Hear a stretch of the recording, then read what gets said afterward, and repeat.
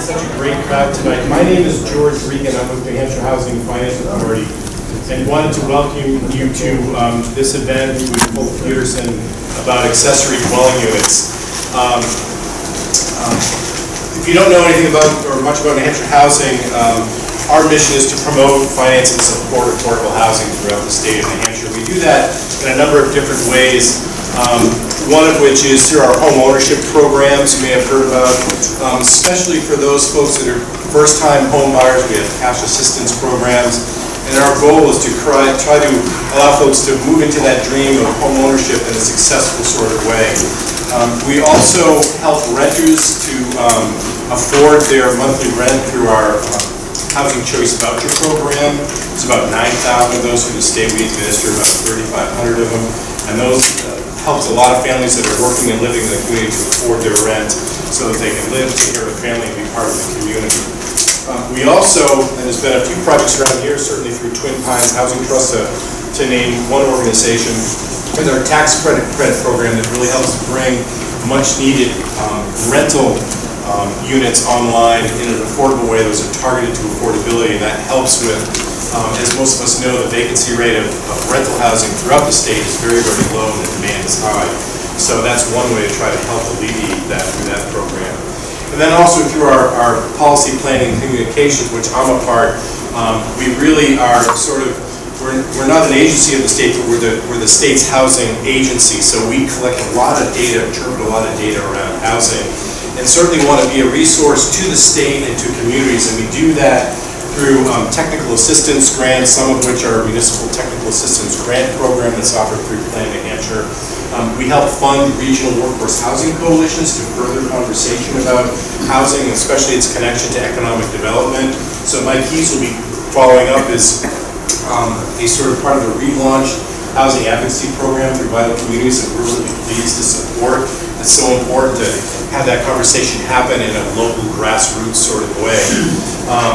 And so certainly we're a resource to the state legislature and help to get our first workforce housing law enacted back in 2008, and then more recently in 2016 get the state's first accessory dwelling unit law, which has helped, I think, continue and spur this conversation about what are accessory dwelling units. Did they work for me as a homeowner? Did they work for their community?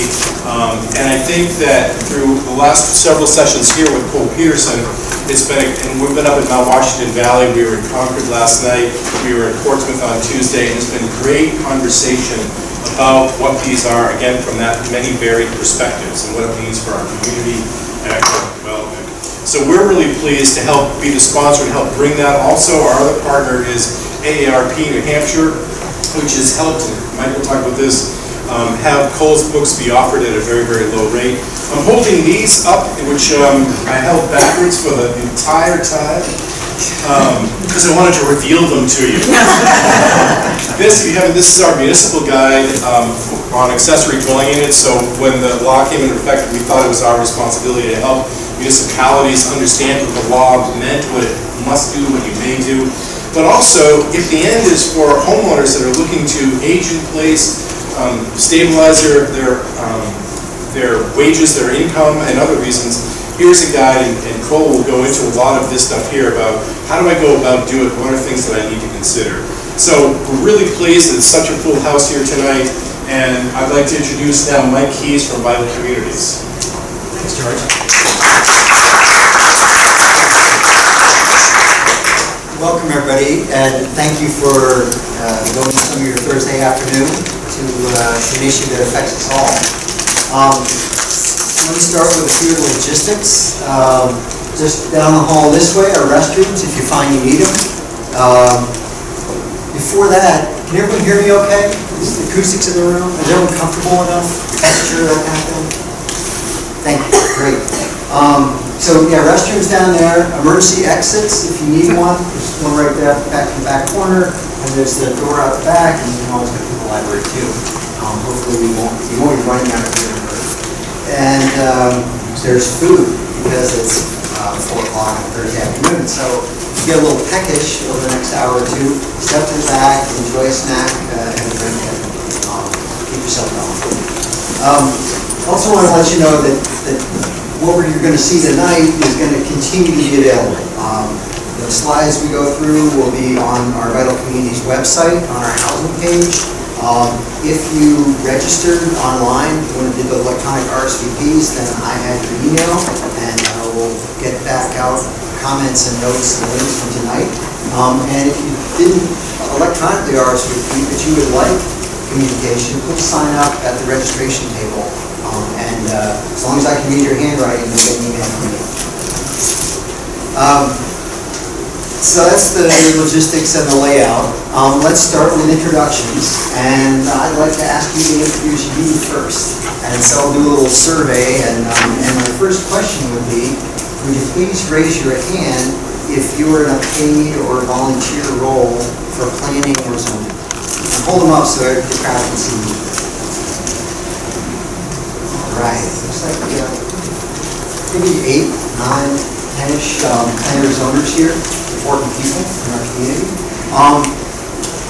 Can you raise your hand if you have attended a planning or a zoning meeting in your town? That's a pretty good representation. Thank you for being involved in the future of your place. How about if you know of an informal ADU that already exists? And accessory dwelling units are kind of a new term, so it might be a garage or an apartment over a garage, or a furnished basement, or any kind of house with a separate entrance and a kitchen. Do you know about those? Yeah, I know of some too. So I think they've been around a long time. We just maybe haven't labeled them ADUs yet, and we haven't had laws about them. So that's kind of maybe some new stuff emerging we can learn about. So, importantly, in ADU legislation is the promotion for sale and the value of your home, and also on financing, building them. So, do we have realtors or bankers, financiers here, mortgage lenders? 3 or 4 of those people too. Pretty good spectrum. I'm presuming that everybody here is a taxpayer, and I know because you're here that you're willing to invest your time and energy in the future of our region. So thank you for that. I'm Mike Geese. I work for Vital Communities. I'm the housing coordinator. We just started a housing program there this year. I'm kind of a successor to the Upper Valley Housing Coalition joint venture. And the role of Vital Communities is to bring together diverse groups of people and organizations so we can work on issues that need regional collaboration. Housing is certainly you might be familiar with some of the other work that Vital Communities does. Weatherized and Solarized, really successful energy programs. Leadership Upper Valley has had a lot of great people move through it, promoted and supported. Farmers markets, you might have been to one. One of the Power of Produce and Kids Clubs is something that Down Community Farms does to Vital Communities. And I know everybody here uses a listserv, or at least has heard of it. And Vital Communities hosts those too. So we added housing portfolio this year because it's integrated with all those other issues. And this is a role Vital Communities can play in helping our region move forward. And I want to announce we're turning 25, where Vital Communities is. And I saw that a while ago. But there's going to be events throughout 2019, and I encourage you to join in and participate in some great things that are happening all about. So, Vital Communities is one of your hosts this evening. The other co-host is the City of Lebanon, and I'm going to point to our extraordinary planner, Director of Planning and Zoning over here, David Brooks. David and I have been working together to put this thing in place, and it's gone really well, so thank you, David. Sure. Appreciate it. My pleasure. Thanks for being here. And our speaker is a guy named Mr. Cole Peterson. He's an ADU expert, and he's based in Portland, Oregon. There's another Portland, it turns out. And he's really helped catalyze the rapid growth of ADUs in Portland. He did that by being an advocate, by being an educator for homeowners and realtors and zoners, and also as an entrepreneur himself.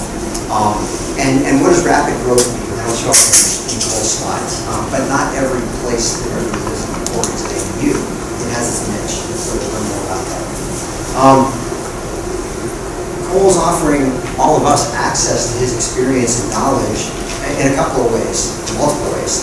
AccessoryDwellings.org is a website that the organization that Cole supports and runs. BuildingAnADU.com has a lot of great design and cost and regulatory info. And then there's this awesome book, Backdoor Revolution, which is available here at the nicely subsidized price of $10. AARP is helping with that. So if you've paid AARP dues, get it back. Buy it for $10. Cole's a talented and educated guy. He got a master's degree in environmental planning from Harvard. You might have heard of that place. And he spent 10 years in the federal government. I think he said EPA and Forest Service. He's also pretty mindful of what he's here for. So there were a lot of questions submitted in your RSVP forms, and Cole pledged that we'll make sure they get answered either by him from his knowledge base, or we have a lot of local planners here, as you saw. So we can tap into the answers to our questions, and I'll make sure they get on the list. So without further ado, I will step away from here, and Cole will come forward and we'll start the show. Thanks.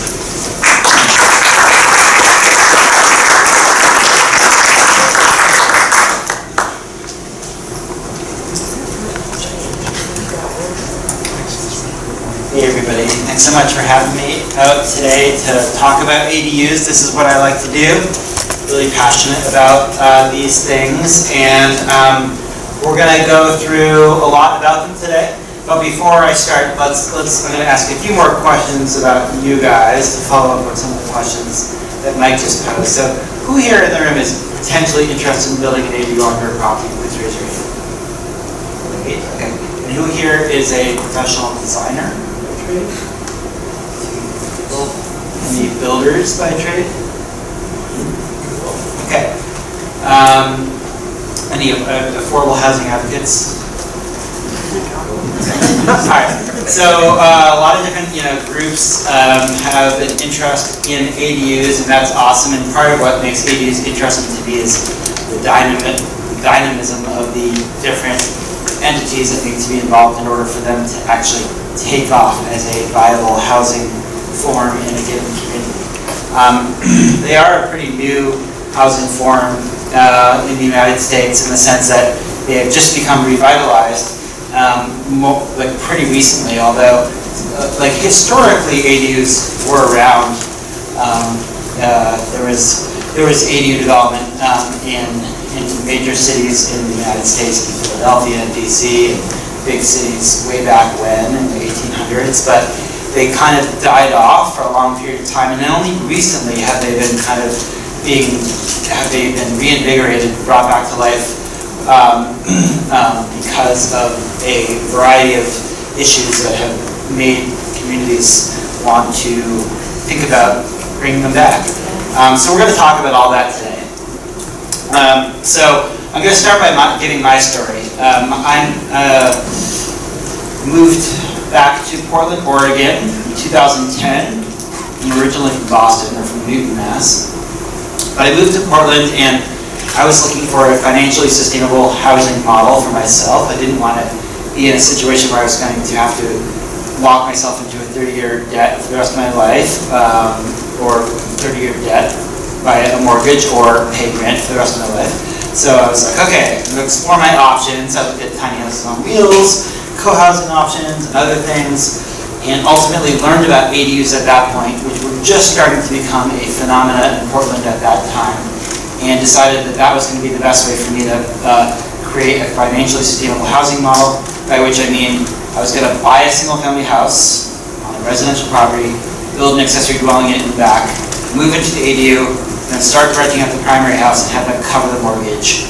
And lo and behold, that's exactly what I did, and it's worked out fabulously. So basically, like the minute I was done hemorrhaging cash to build the ADU, I was able to cover all of my mortgage and then some each month, and so much so that the entire mortgage was covered for the rest of my life, but also I was making money each month. And so it's worked out really well financially. And in the course of building the ADU and kind of going through the whole process, I documented it on the blog. and started teaching a class for homeowners who wanted to build one on their property afterwards, because there was no other information on the web or anywhere else about building an ADU at that point. And then shortly after completing the ADU, I started teaching a class for homeowners that was kind of like this, but 8 hours long. And it's a really thorough class, and it's called Building an ADU in Portland for Homeowners, a class for homeowners. And people started coming to the class, and I've been teaching it like every 6 weeks or so ever since. And I've taught that class now to like 2,000 people. And most of the people who come to class end up building an ADU. And then I started teaching a class for realtors who wanted to learn about ADUs, because so many of their clients were asking about whether the properties that they're interested in buying could have an ADU on it. And so the realtors wanted to get to be knowledgeable about this, so I started teaching a class for realtors. Started a website called AccessoryDwellings.org, which is kind of a group blog that conveys a lot of information and best practices about ADUs. And then started running a citywide ADU tour, which is a way for like 1,000 or so homeowners to get access to the insides of ADUs that are completed.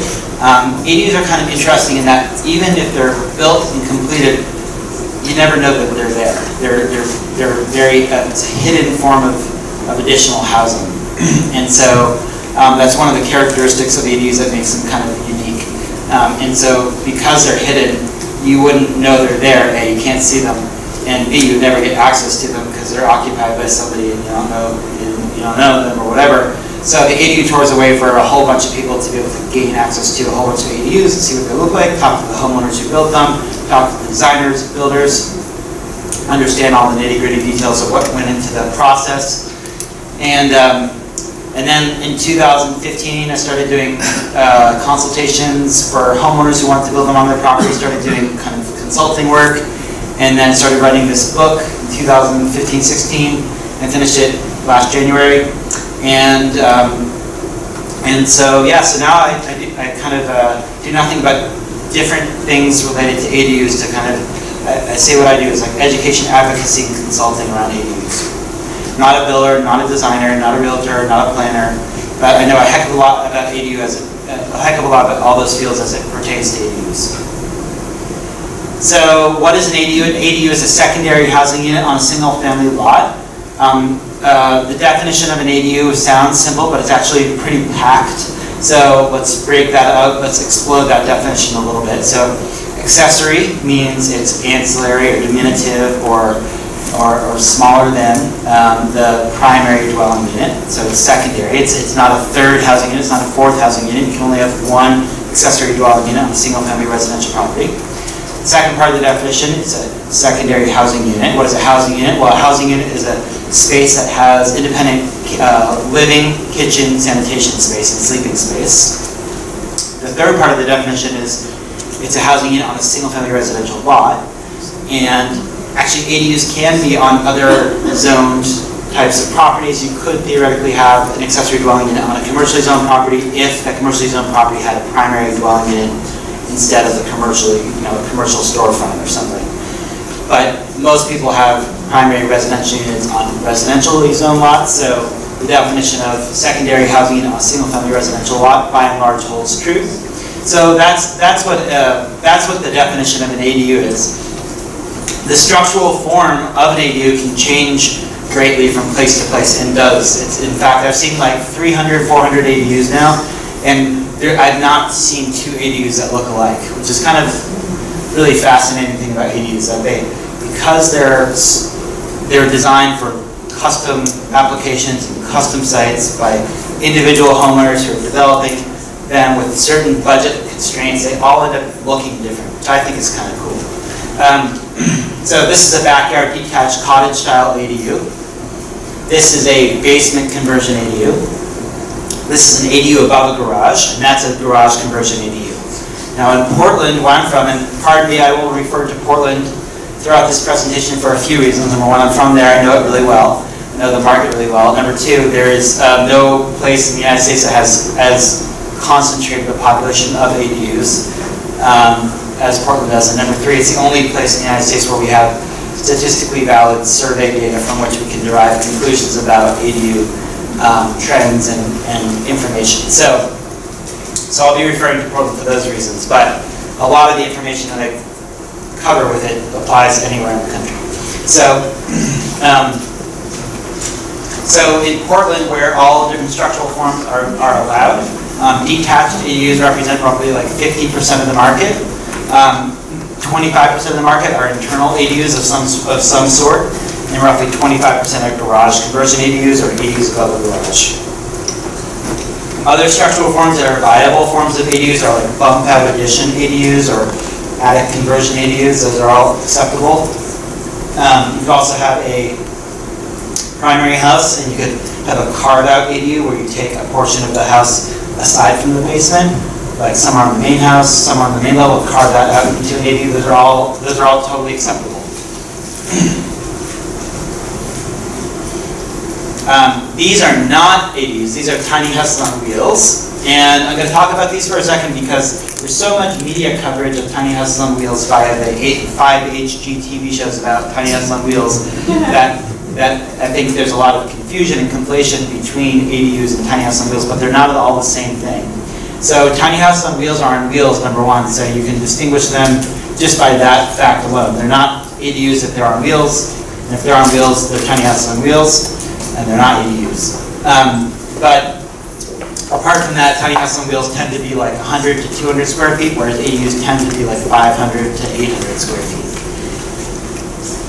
Tiny houses on wheels are also incidentally not legal to live in anywhere in the United States in residential zones. Unfortunately, it would be great if they were, but right now they are not. So unlike tiny houses on wheels, ADUs are legal to live in, legal to rent, legal. You can insure them, you can finance them, you can get them permitted. So it's kind of they're a viable form of housing that you can do legally.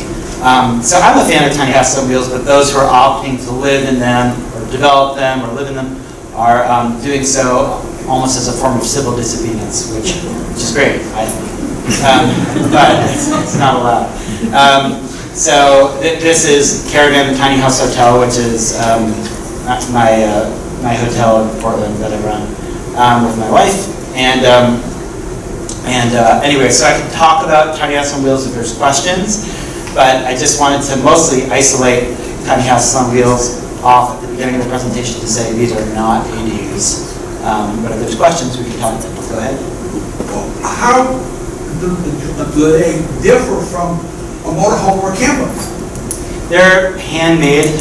They're Well, a camper's handmade. Yeah, so campers can be handmade. Most RVs are not handmade. Most RVs are built in a factory. They're built to a certain code. These are effectively homemade RVs, so they're not that different. They look like a house made of wood. They're made of wood. They're made of standard building materials. RVs are typically made of like various materials that are used for transport. So that's one difference. But aside from that, functionally speaking, they're pretty similar. These weigh a lot more than a standard RV. The camper, depending on what kind of camper we're talking about, might actually weigh less than these. So there's some overlap. And in chapter 12 of my book, I go through some of the different types of mobile dwellings that are out there, which include house trucks, travel trailers, RVs, and a variety of different options. And mobile dwellings are pretty cool, but again, like pretty much if it's on wheels, you're not allowed to live in it full-time in residential zones anywhere in the United States. So that's, yeah. What if you had a piece of property in a residential zone and just put the wheels on it? Yeah, it's not, unfortunately it's not that easy. So because a tiny house on wheels, for example, or an RV is subject to being roadworthy, it has to be less than 13 feet 6 inches tall, so it can go underneath power lines and branches and whatnot. It has to be less than 8.5 feet wide, which means that in order to accommodate sleeping space, people typically have a ladder that goes up to a sleeping loft, right? Because you can't fit a full second story, so you have a ladder that goes up to this little sleeping loft that you like dive into.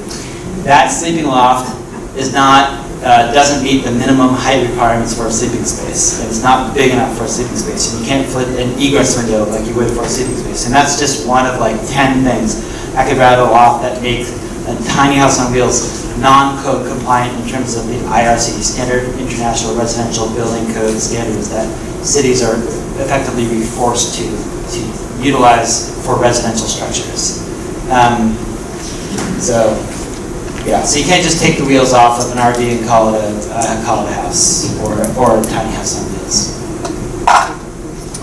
Other questions about that? Yeah. Was the bottom line always septic? Something like that? What's that? Septic? What about So septic? you park a tiny house down, you're not dealing with the septic. So tiny house on wheels deal with sewage in a few different ways. One is composting toilets. You can have a black water holding tank that you can remove and dump at a central holding place, or central dumping station, I guess, whatever it's called. Or you could illicitly have a bathroom toilet that taps into a sewer on a property.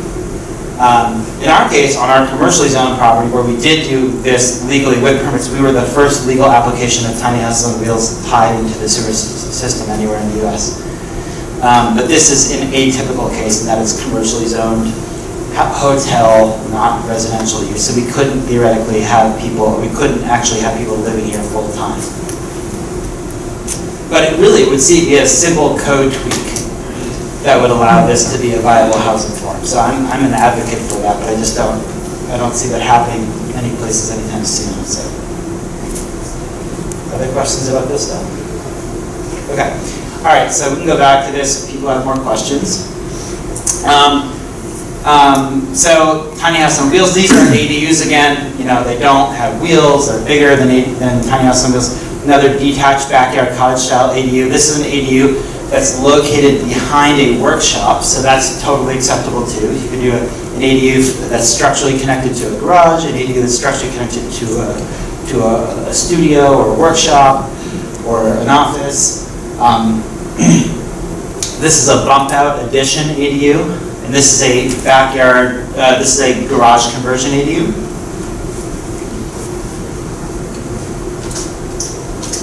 So ADUs are interesting for a variety of reasons. This graphic is kind of the quintessential ADU slide that summarizes some interesting facets of ADUs.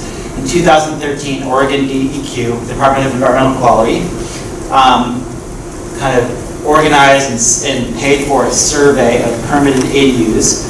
And from that survey, we were able to derive statistically valid conclusions about ADUs and how they were actually being used. And so we know for a fact that, I should tell you what this slide is. So 2010, this family is living in the yellow house, the front house, renting out the ADU in the back. 2020, they become a nuclear family with 2.3 kids.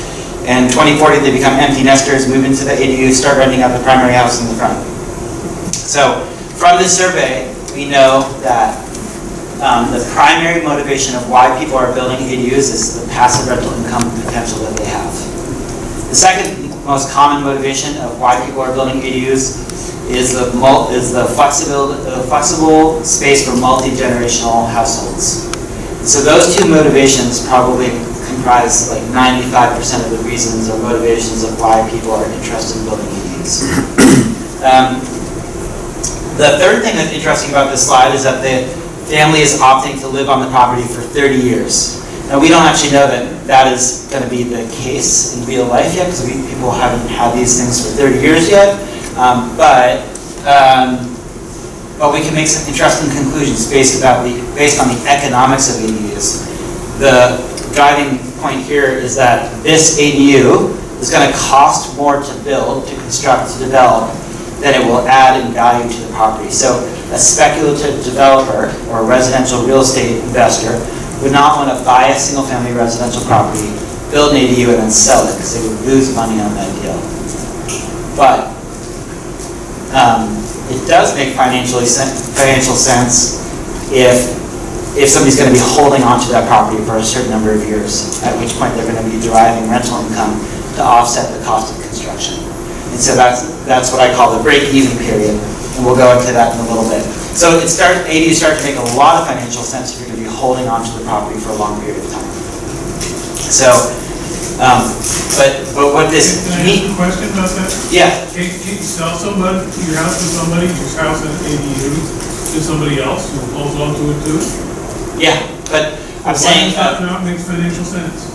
because if you added a $100,000 ADU to your property and you went around the next day and you said, I'm going to sell this property, you would only be able to get, say, I'm just pulling this out of thin air, you'd only be able to get an additional $50,000 of resale value for the improvement that you made to that property. So you would have lost $50,000 in your improvement. Make sense? You're telling me this is a losing proposition financially. Correct. If you're going to sell the property the day after you finish it. But the buyer now has it and he's going to lose money when he sells it too?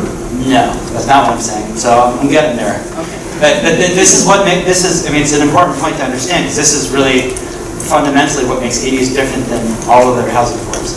So, as a result of it being a losing proposition for the person who develops the ADU the day after it's constructed, the only people who are going to have vested economic interest in building an ADU are those who are opting to hold onto the property for a long period of time, because you're going to be generating rental income. Which we'll get into that more in a moment, but it doesn't make financial sense if you're going to be selling a property the next day. That's the bottom line. So therefore, nobody who has only short-term vested interest in the property is going to ever want to add an ADU. It's only going to be people who have long-term vested interest in the property. And who has long-term vested interest in residential properties? People are going to be living there for a long period of time. Homeowners. It's not going to be a developer. It's going to be a homeowner who's going to be staying there for a long period of time. They're the ones for whom it's going to make financial sense to build an ADU. And so, unlike all other housing forms in the United States, this housing form is going to be developed by average, amateur homeowner developers, not by professional developers. And so that is the fundamental distinction that makes ADUs very different than every other housing form. So, apart from the economics of ADUs, the other reason that this family might want to live on this property for 30 years as a result of this ADU is the embedded flexibility that the ADU affords to them. So over the generations, over the decades, as this couple gets older, matures, and becomes aged, elderly, they might need an accessible unit to live in. And they don't have one because their house has 4 steps to get inside. But all of a sudden, because they built this ADU to be accessible, they can age in place. They can stay on their property, they can stay in their neighborhood, they don't have to change their whole life because they can just move to the house in the back of their property. That wasn't an option to them prior to the ADU. So all of a sudden that option is afforded to them. And even in the course of a single year, the ADU affords them all the flexibility in terms of if they have guests coming in from out of town, if they have family members moving to town, if they need an extra space for an office. You can do all these things with ADUs that give you this flexibility that make it really attractive to homeowners, apart from the fundamental economics of them paying for themselves over time. So, big picture trends of what might be driving the ADU movement that's starting to occur in places around the U.S. right now.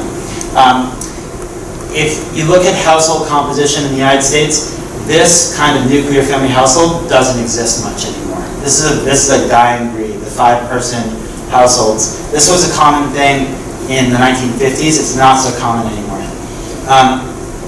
In fact, nuclear family households represents about 1/4 of all households. If you look at the home sizes in the U.S., the average new construction home is like 2,600 square feet. So 3.75 of all housing units are single-family homes. So we have this really weird mismatch between the housing demographic demand and the supply of homes that are out there on the market. And this is the actual kind of composition of households that we're seeing in the U.S. right now. A lot of 1- and 2-person households. 3/4 of all households are 1- and 2-person households. And this is the kind of housing stock that's available to them. So the people, these 1- and 2-person households, they don't necessarily have a ton of money to spend, but they have no option but to buy large homes, essentially. Furthermore, these homes have a lot of additional maintenance and a lot of capital improvements and a lot of additional energy costs for the utility bills and cleaning, all these things that these 1- and 2-person households might not really want, but that's what's available to them on the market in general, so that's what they end up buying. If you look at the change in household sizes over the last 60 years, there's been this kind of steady decline in household sizes, resulting from a few different things. Number one, we're living longer, and as a result, proportionally in our lives, compared to like the 1950s, we have, if we had a kid in the 1950s and we were living, I don't know, 60 years or whatever, that kid would be part of our household for a third of our life. Now if we're looking to be like 100, that kid would be in our life, in our household for like 20% of our life. So as we live longer, proportionally, the portion of our life that we're living in a nuclear family household, if we're having kids, is less. If we are having kids at all, many of us are opting not to have kids, we're choosing to have fewer kids overall. So the number of children per household amongst families that are having kids, fewer kids. There's more and more separations and divorces, which means there's more single-parent households, and there's a lot. Yeah, so there's a lot of different factors that are coming together that are resulting in smaller households. So even if the population wasn't growing at all, there would still be more households being formed out of that same population. So 50 years ago, there was a need for 5,000 homes. That same population, let's say, hasn't grown at all. Now, in 2018, there's a need for 7,000 homes to accommodate that same population size as a result of the shrinking household sizes. Yeah. Can you tell what the trend is for that curve? Is it going to hang around about 2.5, or is it going to continue to go lower? Do we know?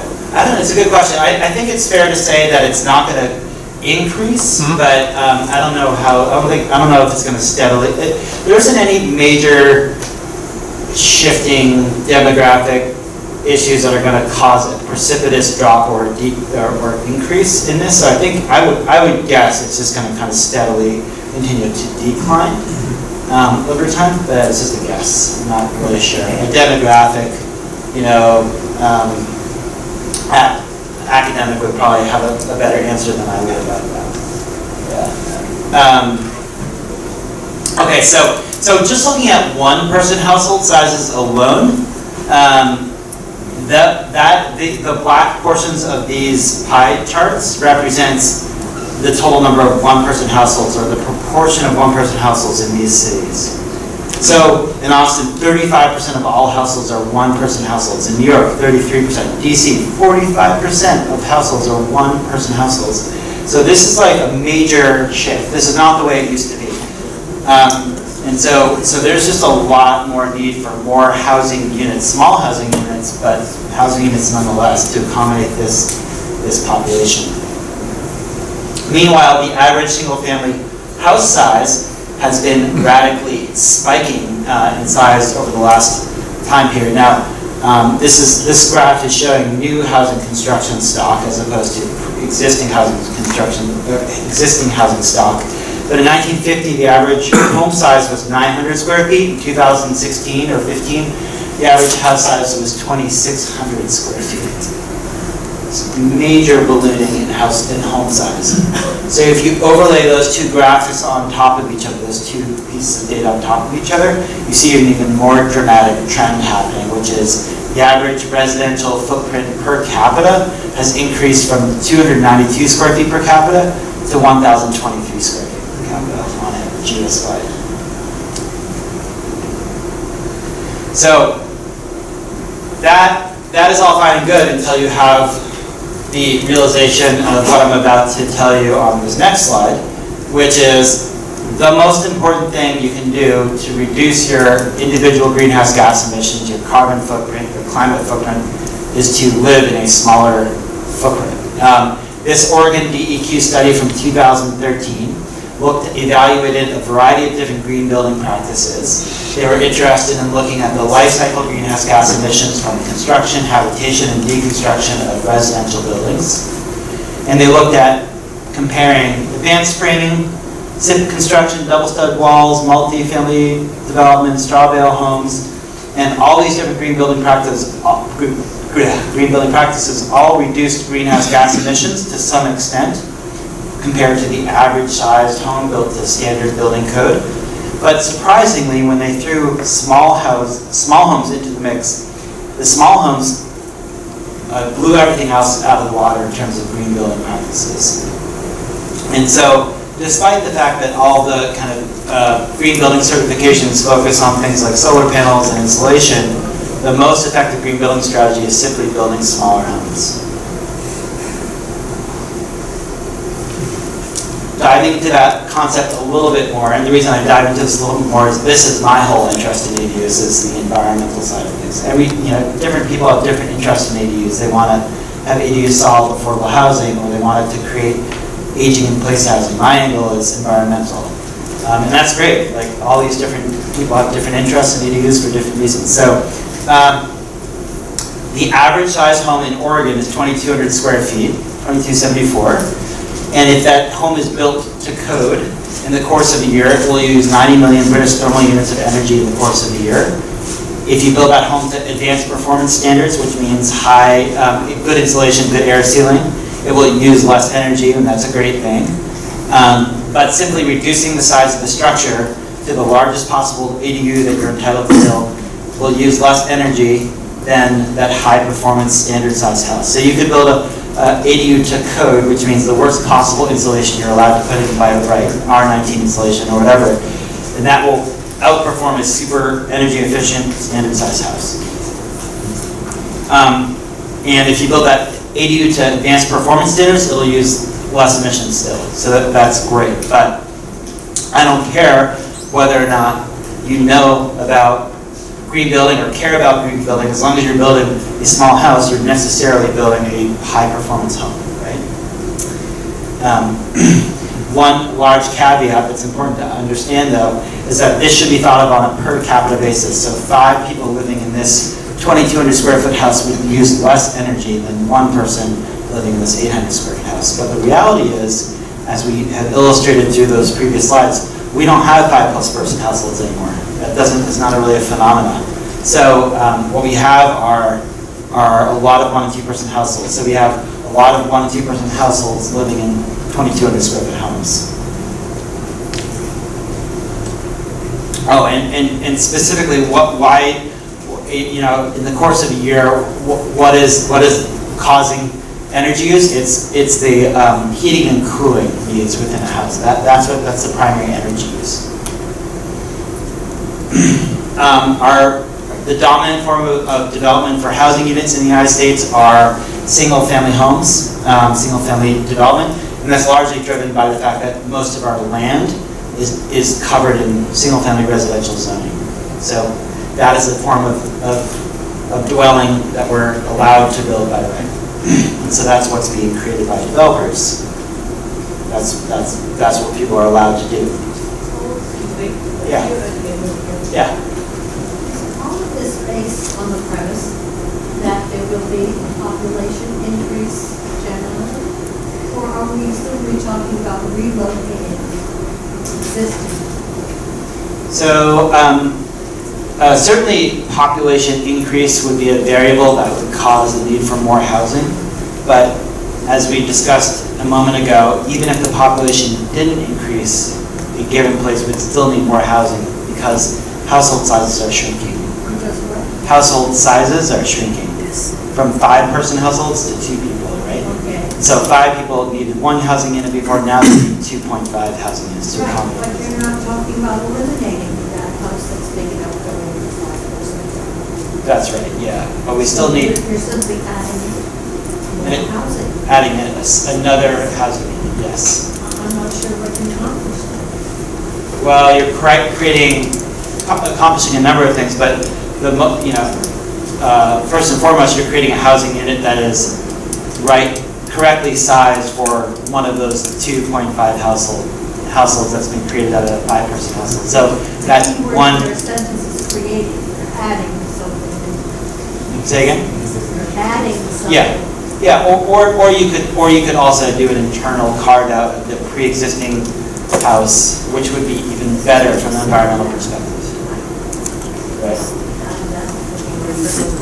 Well, it should be a preference. I mean, purely from an environmental point of view, that's the best option, is to do a internal carve-out ADU for a variety of reasons, because you're reducing 2,500 square foot house to 1,200 square foot homes, so it's smaller, but also you're sharing a thermal wall, so you're reducing the energy loss transfer that you would have if you have detached accessory structures. There's more thermal loss, so there's more heating, cooling needs as a result of that.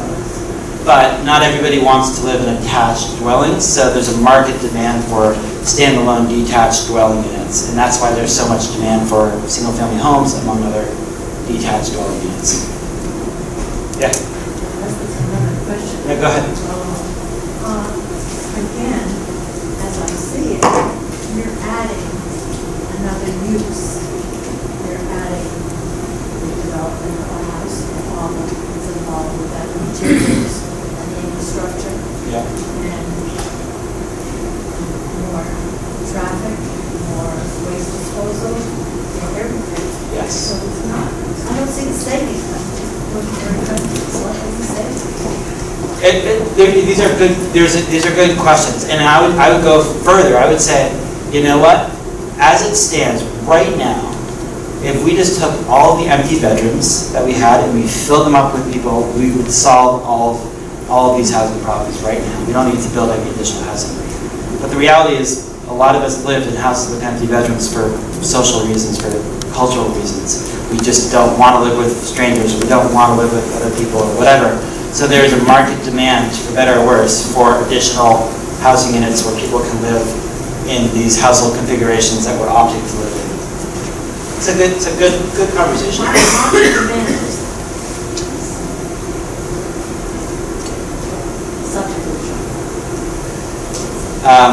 Good comments. Yeah. I could add something to that. Yeah. If you're building an infill house, you're not building a new road, a new driveway, hooking up a new sewer, electrical, all the rest. So you're actually making use of existing in town, perhaps even walkable distance from facilities and shopping within your community, rather than like a lot of the development that's happened in this area. It's up on a hill, and you got a 500, 600 foot driveway, a 3-bedroom house up. Yeah. And that is more wasteful probably than building infill. Yeah, absolutely yes, and she's also absolutely right. So I mean, not building any additional housing is the best still, but given the fact that we do need additional housing because of all these market and demographic changes, the better of the options is to build an urban infill. And anyway, so yeah, great points. Yeah.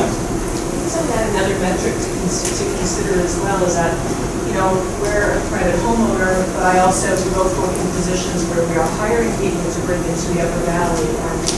And time again, as I try to bring an entry-level worker into a professional position in my operating room, they can't find a place to live, but they're a single person. They can't afford a rent, and so an ADU would be a perfect place where they can enter the Upper Valley, they can work in my community, solve a critical need, and be able to afford a place that is clean and in a nice neighborhood, and so it completely changes the paradigm. Yep. And I just want to follow up on that. We don't live in urban areas around here. Plus, our states have the oldest age, the average age is older here than most any other state in the country. I'm in a small town. We want to have a lot of infill housing because we're in great commuting distance to DHMC, BTD, all of those. So it's an important economic developer in each one of our towns. Back there? Yeah, I was going to say, we do live in urban communities. Lebanon, Hanover, White River Junction, West Lebanon, these are all urban They're areas. urban, but how many folks are from a town like Fairleigh that has a population of 1,000? Yeah, but you can still increase the density in the center and make everything Yeah, more. no, I'm not saying there are no urban So- communities, but I think this is a bit of a different nature than what we're talking about New York City, Washington DC, et cetera. Well, I don't 100% disagree with you, but disagree with you in a general way, in that I think these are much better done in more denser areas of this region than they are out farther from communities. But if you're near a center, where you're near anything where you can go to a grocery store or to the library or to the school, you know, it increases the density a little bit in those areas. And this is kind of unnoticeable density in a lot of ways. Everybody here is so smart, I love it. Yeah. There are towns that have already off non-attached ADUs. Yeah, detached ADUs. So that's right out of the get-go, if the planning board decides there will be no attached. And that's happening now. Mike, did you? Oh, thank you. I will repeat the questions. Okay, a lot of smart people have said a lot of smart things. I don't know that I can capture it all. But I think the points that people are making are basically that ADUs do have an environmental impact, as any new housing units do, but there is a need for more 1 and 2 person housed units, and overall we would want for those 1 and 2 person, we want for those new housing units to be located in urban infill areas, which does apply, even in rural, small town kind of communities like this, so that the people who are living in those areas don't have to walk as far or don't have to drive as far. But also so that new infrastructure isn't necessary in order to provide the requisite infrastructure for them to have that housing unit. Those are some of the distillations of the points, and I will repeat the questions from now on. Yeah. Does every community that you know of who allows ADUs require the homeowner to live in one of them? No. So, no, in fact, I would, yeah, so that's what I'll refer to as owner occupancy requirements. And this is something I have a very strong position on. So I will get there. But yeah, what you're talking about is owner occupancy requirements. And then if you no longer need to, or you have a job transfer to San Francisco and you have to sell your property, do you have to sell it to someone who's going to live in one and rent the other, or could you sell it to someone who's going to rent both? Yeah, so with an owner occupancy requirement, which most towns around the entire eastern seaboard have, you would not be able to rent out both units if there's an owner occupancy requirement. An owner occupancy requirement says that you must live in either the ADU or the primary house if you're the owner of the property. And so I'll just cut to the chase and say I think owner occupancy requirements are a very bad idea in terms of seeing more ADU development. As an advocate for ADUs, I would like to see no owner occupancy requirements. I think it's a ridiculous, overbearing, restrictive code. How's that different from rezoning to two-family houses? Because two-family houses, you're not constraining the secondary housing unit to a certain size, and two-family houses are always attached, whereas ADUs could be detached. So those are two differences. Two-family houses you can only do in certain zones, whereas ADUs you can do it. The ADUs are not required in single-family zones. You don't require owner occupancy. You zone it for two families. Didn't follow you on that one, but go ahead. ADUs are allowed in all single-family houses. Yeah. I mean, that's the rule in New Hampshire. Yeah, right. If you don't have an owner occupancy requirement, Right. then you could essentially taken that single-family house district and made it a qualified two-family house, two-family zone. You could eliminate single-family housing. If you don't have the owner occupancy. Yeah. Oh, okay. Yeah. I mean, I'm kind of curious why you think it's such a bad thing. Oh, I can definitely go in. What makes it acceptable around here, I think. Okay. Yeah, that's fair enough. I'll go off in a little bit on owner occupancy, but I don't want to detract from the first part of the presentation. I'll explain it in great detail. We'll take one more question, then I'm going to continue on. Yeah. Well, physically,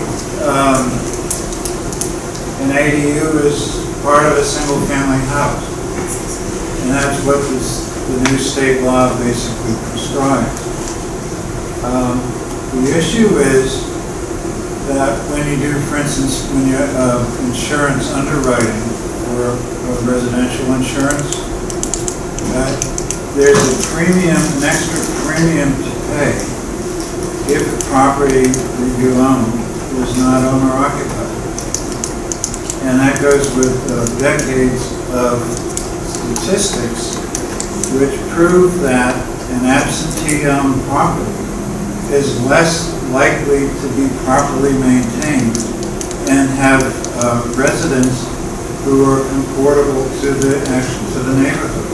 And that's the fear that has resisted two-family housing, accessory dwellings, internal apartments, use of barns, rural outbuildings for housing. Is people are worried about their neighborhood deteriorating. And having a requirement for owner occupancy is a practical safeguard against that. So I wouldn't say it's ridiculous at all. If you don't allow ADUs, then that's a provision that will help them to become publicly supported. Okay, and so the New Hampshire legislature provided the ADU law because many citizens would not vote for higher density or two-family housing because they're worried about the environment, but they're also worried about their neighborhood quality being sustained. And because of so many reactions at town meetings to prevent that kind of zoning that would make more diverse housing feasible, the state made this law, and every town has to follow it, regardless of what their citizens might vote. Yeah. Because it's a serious issue to have for housing and diversified housing in this state relative to our economy and our land use. Good points. I'm not going to repeat all of them, but he's basically saying we think owner occupancy is important, and I'm going to spend a little bit of time giving you my retort to that after I finish the rest of the presentation. Thank you for your comments. Okay, so the percentage of single-family homes in the United States and most cities dominates all other housing forms, such as multifamily. This is an example of an ADU that's out there in the world, and it's an example of an informal ADU or an unpermitted ADU. And in fact, there are many unpermitted ADUs out there in the world. The cons of permitting an ADU, the reasons that people might not want to permit an ADU and haven't historically permitted them, apart from the fact that they might not have even been legal to permit up until a couple of years ago, is that there's things like use restrictions such as owner occupancy requirements. So if you build an ADU, you have to agree to live on the property in perpetuity. Some people might not want that kind of use restriction. There's additional parking requirements that come into effect. So if you build an ADU, you might have to build an additional off-street parking requirement, which you might not be able to do on your property, or it might be expensive to do so. If you want to build a legal permitted ADU, or it's a lengthy, bureaucratic, and expensive process to build a permitted structure on your property. It's more expensive to comply with code than not to, and your taxes will go up. Those are all the reasons that people might not want to build a permitted ADU.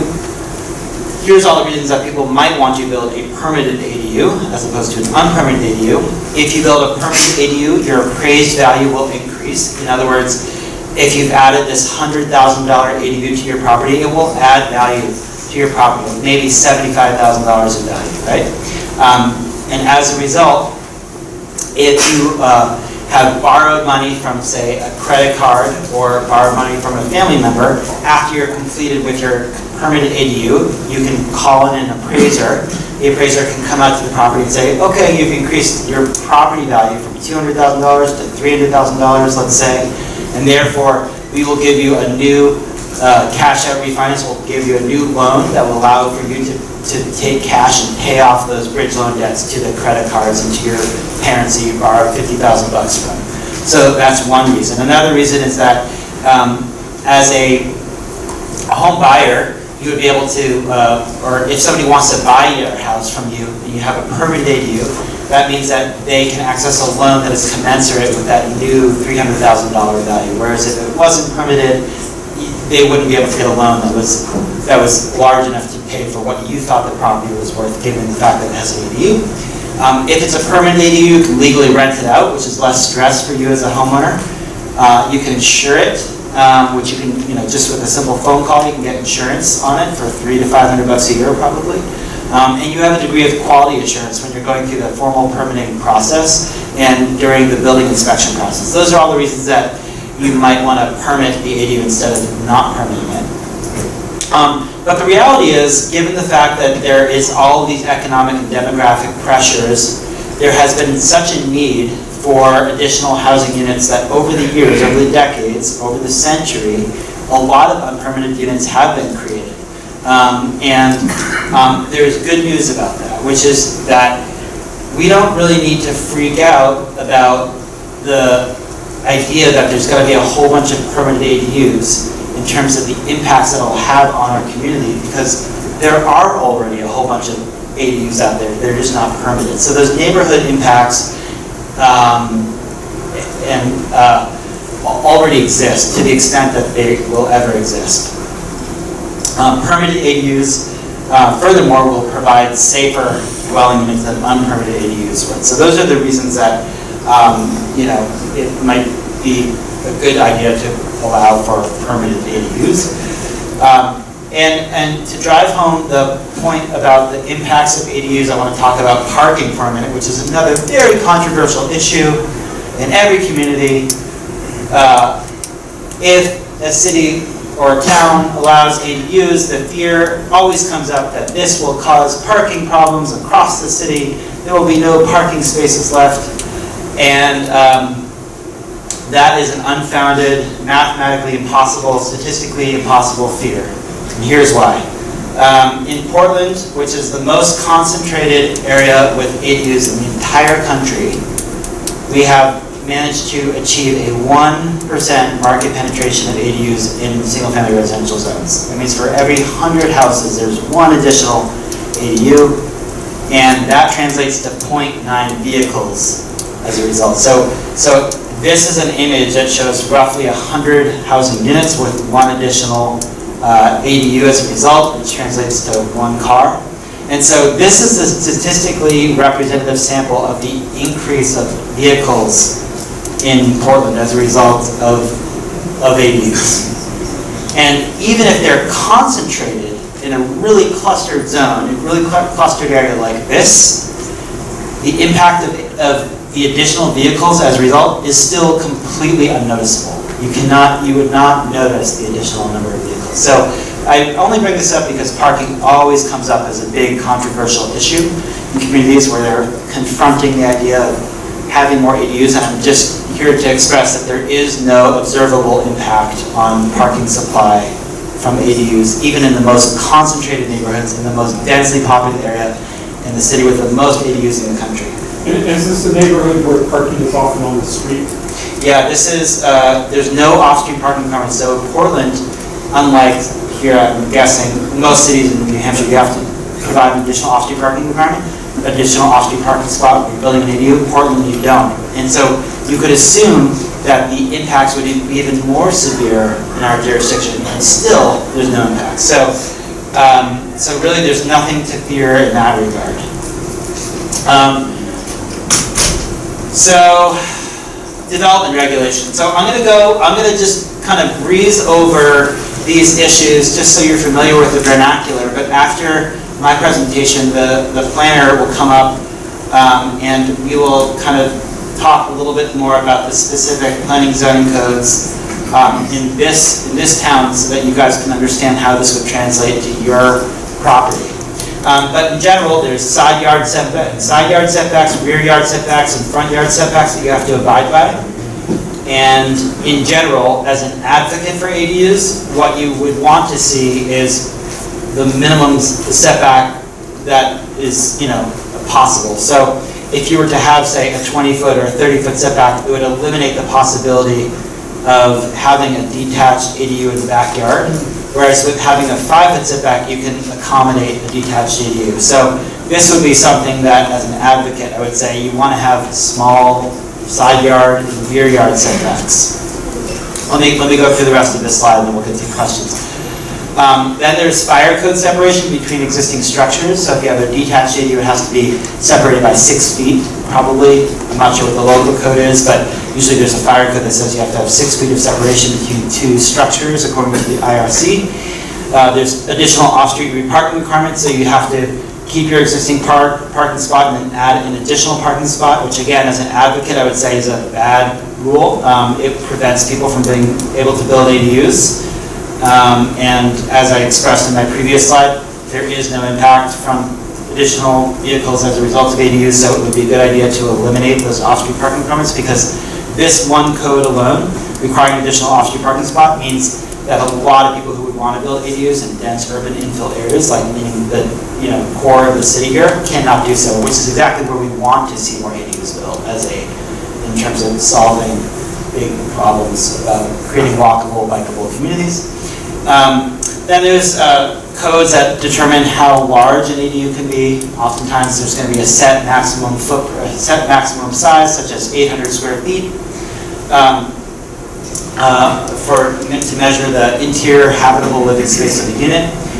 Might be some lot coverage rules which say that if you're looking at this lot from a bird's perspective, a certain amount of the lot has to be open space and a certain amount can be covered in impervious cover. So we'll hear from the planner about any codes on that issue later. Then sometimes there's height requirements, so that ADU must be 20 feet at the midpoint of the gable or 25 feet to the peak of the roof. From an advocate's point of view, I'd say you want to allow for 2-story ADUs if possible, because that makes them economically viable. I can go into that more if we want. And then sometimes there's other code requirements that state that the ADU must visually match that of the primary house in one way, shape, or form. We'll hear more about that if there are any such codes later. So that's what development regulations are. So as a homeowner, learning about what you're entitled to build, these are the kinds of questions that you'll need to understand as you figure out what kind of structural form you can build on your property to accommodate that accessory dwelling unit. The cost of ADUs. Oh, sorry, there was a question back there. Yeah. Sorry to go back to your parking study. Can you say a little bit about the methodology of that study? Was it done just by occupation or actual car counts? How did you come up with that? So we know from the numbers of ADUs permitted, there's been 2,000 permitted, 800 more in the pipeline. There's 240,000 units, 140,000 single-family residential units. So that's 1% of the overall housing stock are accessory dwelling units. 1.5% of the overall single-family residential housing stock are accessory dwelling units, which means that there's one additional vehicle for every 100 units so far in Portland. So that's an example of a visual expression of 100 housing units with one additional vehicle. Even when they're concentrated, which does happen, there's still negligible impact. In conversations with the one city in North America that has more concentrated ADUs than Portland, Vancouver, BC, talked to the city planner. She expressed the same thing. She said there's no noticeable impact of accessory dwelling units on parking supply. There is an existing impact, if there is an pre-existing impact of lack of parking supply, typically those are related to being near retail areas. And that's where there's going to be parking shortage issues, but there's usually better ways to deal with lack of parking supply in terms of an overall parking program, like a permitting program. That's not something I know too much about. Yeah, so that's the kind of some of the logic and math behind that information. Okay, so the cost of ADU development. ADUs are really expensive. So even if the regulations are perfect, even if there's no off-street parking requirements, even if you can build right up to the property line, even if there's no owner occupancy requirements, they're still really expensive. So most people can't afford to build them. And this is all to say, like, as an advocate, there's so many things that have to be just right in order for ADUs to have any chance of ever being a viable housing solution, that yes, there's 100 reasons you can come up with why you don't think ADUs are a good idea, but just bear in mind that even if everything were just right for ADUs, they still will never, become an extremely dominant housing form because of all the challenges that they must confront in their development process, not the least of which is the agent of development is an average homeowner who's never developed housing before, which is a really complicated thing to do. So the average cost of an ADU, starting cost in Portland is about $100,000. Now these numbers can be ratcheted down probably significantly for this area, for anywhere in New Hampshire probably. So, you could say maybe, I'm just going to throw this out there, maybe the cheapest house you could build in this market would be like $70,000 bucks, something like that. I'm just guessing, for a detached accessory dwelling unit. And then as you get bigger, it gets more expensive, but there's only a marginal cost per square foot increase. So it's really the fixed cost of development that is challenging for people to confront. Like, these are expensive. This is not like as cheap as buying a car or something. This is a major cost that you have to confront. So these things are really expensive, and furthermore, I should go into this first. So they are very expensive. Why would people even want to build them if they're so expensive? Well, it's the break-even period that I alluded to earlier. This is where, yes, it doesn't make sense for short-term speculative developers to add an ADU, but it does make sense if you're holding onto the property, and that's for these reasons. So if you're looking at the cost, how much would it cost to pay for the ADU construction by the additional property rental income that you can generate from having that additional unit on your property? This is some math you can think about. So let's say Joe builds a $160,000 ADU. These are Portland numbers. They're going to both the cost and the rental income potential are going to be lower here, but the logic and the math will still be the same. So if he's renting out the ADU for $1,500 a month, that's $18,000 a year of income potential. That's an 8.9-year payback for that ADU to pay for itself. In scenario B, Joe builds the ADU. Same cost, but instead of renting out the ADU, he decides to live in the ADU and rent out the house. Now he's able to rent out the house for more money, $2,500 a month. That's $30,000 a year of income. That's a 5.3-year payback for Joe. Now Joe builds the house, or builds the ADU and moves into and he rents out the house and the ADU. That's $4,000 a month of income. That's $48,000 a year. That's a 3.3-year payback. Except now Joe doesn't have a place to live. So all of those equations have good paybacks, but that's not even accounting for the contributory value of the ADU to the property. So if you were to take that $160,000 ADU, and it would increase your property by, let's just magically say, about $120,000. That means you have to make up $40,000 before you could break even. In other words, if you were to sell the property, you wouldn't be at a loss at that point. That's only 2.2 years if you're looking at the contributory value. If you're adding the ADU and you're moving into the ADU and renting out the house, it's 1.3 years. It's an incredibly aggressive payback, which is why ADUs are so compelling financially for people who are opting to live on the property. This is an example of the detached ADU. This is where those costs that I was showing you a moment ago would come from. This like $120,000 starting cost up to $180,000 average in Portland. This is for detached new construction, but if you're doing a conversion of an existing structure, those costs can go down by about half. So this is a garage conversion ADU. So if you have a pre-existing structural shell, pre-existing roof, pre-existing foundation, you can reduce those costs by half. So this would be relevant for internal carve-out ADUs, garage conversion ADUs, or other basement conversion ADUs, attic conversion ADUs. This is an example of another basement conversion ADU that would be half the cost of new construction. So even if you have every motivation in the world to build an ADU, economically or socially, because you're trying to build a place where you can age in place, or trying to build a unit for your aging parents that you don't have to pay $5,000 a month for them to be in a elderly care facility, it still might be impossible for you to build an ADU because they're so expensive. But here is how people in real life are actually paying for their ADUs in order to confront these significant capital costs. First of all, the most common way that people are paying for the bulk of construction is via a home equity line of credit or a cash-out refinance. And this is where if your property has appreciated in value from $200,000 to $300,000 of value, you can access that $100,000 of appreciated value via one of these two mechanisms to pay for the bulk of construction. And this is in reality how most people are paying for the bulk of construction. And if you're not sure about which of these methods to use, you can read my book. Chapter 4 deals with financing, but you should also talk to your mortgage advisor and see what they would recommend in your situation. So this is one method. Another method, these are two sides of the same coin, so you probably won't do both, you'll do one or the other. The next method is liquid assets, so that's savings, stocks, 401k loans, any kind of liquid savings that you can access. The next method is sweat equity. A lot of homeowners put in sweat equity to defray their out-of-pocket expenses, so a lot of homeowners just simply just don't have enough money to finish the job.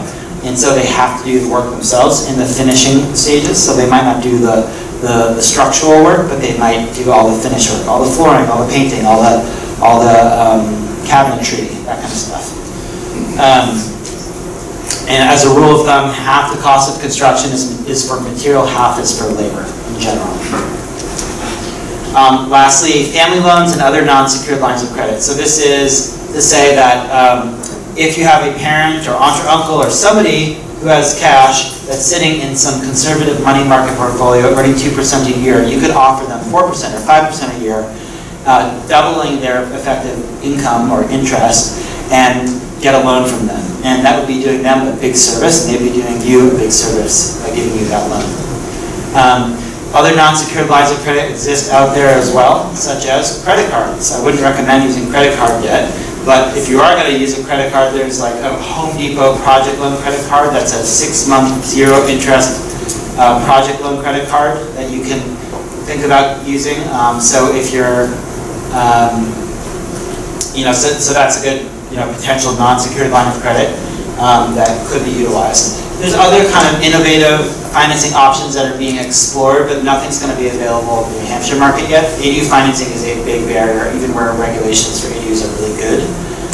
So this is something that's going to be developed over the next few years, and hopefully with the support of Fannie Mae and Freddie Mac and other large lending institutions. So it's generally speaking a patchwork of different funding mechanisms that people are utilizing to get sufficient capital to pay for these things. If you're going to go through the process, here are the steps. And this is outlined in chapter 2 of the book. The very first step is funding. These things are expensive. You don't want to start this project. You want to start construction if you only have half the money that you need to build this thing. You only want to start it if you have like 90% of the money that you need. So you're going to start with funding, then you're going to brainstorm the project scope. What do you want to do? You want to do an attached bump-out ADU? Do you want to do an internal carve-out ADU? What you're thinking about that? Then I would recommend going down to the city, talking to the planner and saying, okay, here's my property address, this is what I want to do. How can I do this? What constraints do I have? You might even want to do that first in this case, because there might be some zoning prohibitions on your particular property. I'm not really sure. Talk to the planner about that. Then you could rough sketch some ideas of what you're thinking you might want to build, and you can, on the back of the napkin, then you talk to neighbors and say, this is what I'm thinking about doing, just so you know. You don't have to get their permission. You can do it by right, but it's nonetheless a best practice to talk to neighbors. Then you can interview architects and designers who can help you with the documentation that you'll need to put together the drawings that you need to submit to the city. Interview or find builders and subcontractors to help you with the construction process. initiate financing as needed so that you can pay for the designer to help to start drawing up schematic diagrams, which are like illustrations of different versions of the kind of concept that you're thinking you might go with. Then you can refine those schematics, build a 3D model of the design if you wish to do so. Like when I'm talking about 3D model, I'm talking about a online, a software 3D modeling. And then you finalize the design with input from the owner and the builder, or I should say the designer finalizes the design. The designer will then develop drawings, and you'll have to get a structural engineer in many cases to provide structural calculations to show what size posts and beams you need. Submit those drawings to the city for permit, hire a land surveyor if needed, and then you can obtain your permits and start construction. So that's kind of the steps that you'll need to go through in order to actually start the process of potentially building an ADU on your property. I'll pause there and see if there's any questions about anything so far. Yeah? How long do you estimate, like, for Portland? To go through this process? I imagine it can be, depending on the problem. Yeah.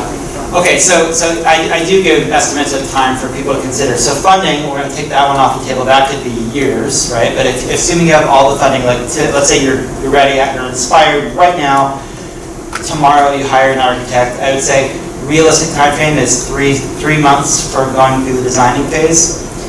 Realistically, generically, I'll say 3 months for going through the permitting process, although I'd be curious, what the planner says that processing time might be. And then I'd say realistically for construction, 6 months. So a really aggressive timeline would be 1 year. If you've got all of your ducks in a row, no problems, no kinks, 1 year is realistic. It's not a quick process. Yeah. Just one point, we're in the Upper Valley here, and all this connected river down the middle, Vermont and New Hampshire kind of work together. So you've been mostly referring to New Hampshire, but I think everything you said about New Hampshire is true of Vermont as well. Okay. We have a mixed crowd. Yeah, mixed crowd, great. All right, so that's the design and permitting process. So ADUs are, we're having a meeting just like this one that we have in Portland, where we do a lot of education for homeowners who want to learn about the process, because there's a lot to learn. We also run citywide tours in Portland. The next one will be in June of 2019. Feel free to come on out for that. If you want to check out a bunch of ADUs, we have like 10 to 20 ADUs on each tour, and we draw people from all over the country because it's the largest ADU tour in the country. This is an example of one of those ADUs on the tour. It's a 3-car garage below in the back with a 800 square foot ADU above it. This is an architect inside one of the ADUs on the tour talking to 2 attendees of the tour, talking about the process of putting together the drawings and the 3D model and everything the city requires. In Austin, ADUs are taking off there, and in LA, ADUs are taking off as well. In LA, they're taking off in a big way, in fact. This doesn't look like a normal graph, but it is, or a normal chart. In LA in 2015, there was 90 permits issued. In 2016, there was 80 permits issued. In 2017, there was 2,000 permits issued. And this was because of a state legislation that reduced the barriers to ADU development. Namely, they eliminated the off-street parking requirement statewide in all areas within a half mile of transit, which is effectively every city, every major city, every residential area in every major city in California. And they also eliminated the utility connection fees.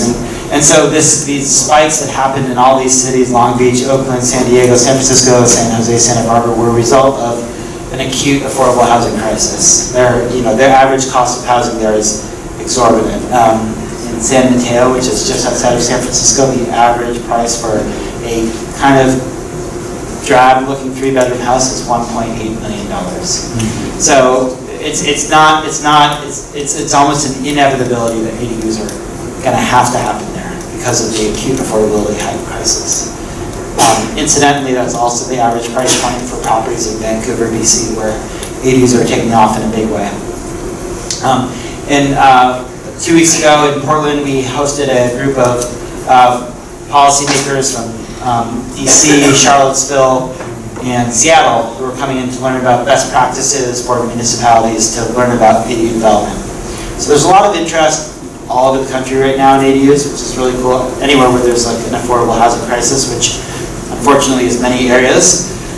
This is an innovative program of where the county agency in Portland has come forward with money for homeowners to build an ADU on their property, or actually the county is building the ADU on people's property, and the homeowner agrees to provide that housing unit as a for somebody who's homeless for 5 years, after which time the homeowner gets the ADU for a severely discounted amount. It's a very inexpensive, small, cheap ADU. This is another innovation that's happening where this developer here, this guy, is building an ADU on people's property and taking 2/3 of the rental income and giving 1/3 of the rental income to the homeowner for a period of 20 years. And he's taking care of all the design, the permitting, the financing, everything. So that's another innovative model. I don't know if either of these two models will be around in 2 weeks. They might both fail. But there's a lot of innovation happening out there in the ADU kind of entrepreneurial space on the West Coast. So I'm going to go through kind of the history of the regulatory context of things that occurred in Portland. In 1990 to 1996, ADUs were allowed by right, as they are now in New Hampshire and some neighboring towns in Vermont. There was no off-street parking requirement. There was no minimum lot size. There was no, the size cap was the size of the primary house. You could only do internal conversions. We did have owner occupancy requirements, and they could be built in certain zones within the city. And there was a pittance being built, which is roughly what we have being built here today, like a couple a year kind of thing.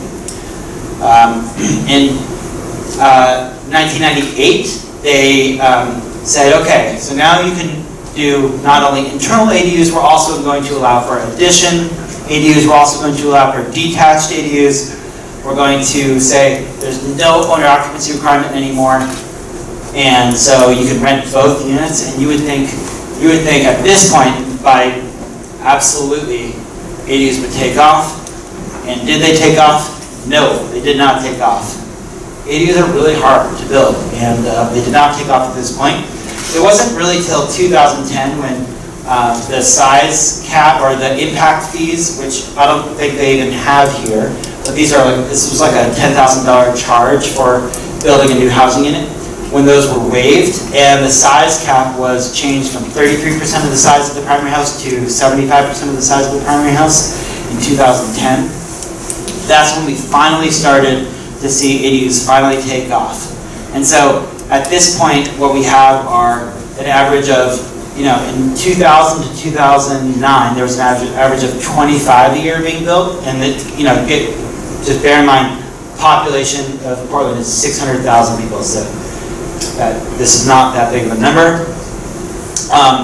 But finally in 2010, that number finally started to go up. We got this hockey stick effect. And so it went from 25 a year to 615 a year. That's a 22-fold increase in 6 years. So a big success story. On the other hand, as I've mentioned several times, this is still a drop in the bucket. This is still, even though it's the most concentrated set of ADUs anywhere in the country, it's still only 1% of all the housing stock.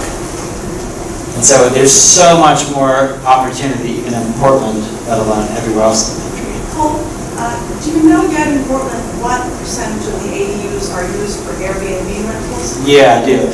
I'll talk about owner occupancy and Airbnb in a moment, because those are both really hot topics, merit discussion.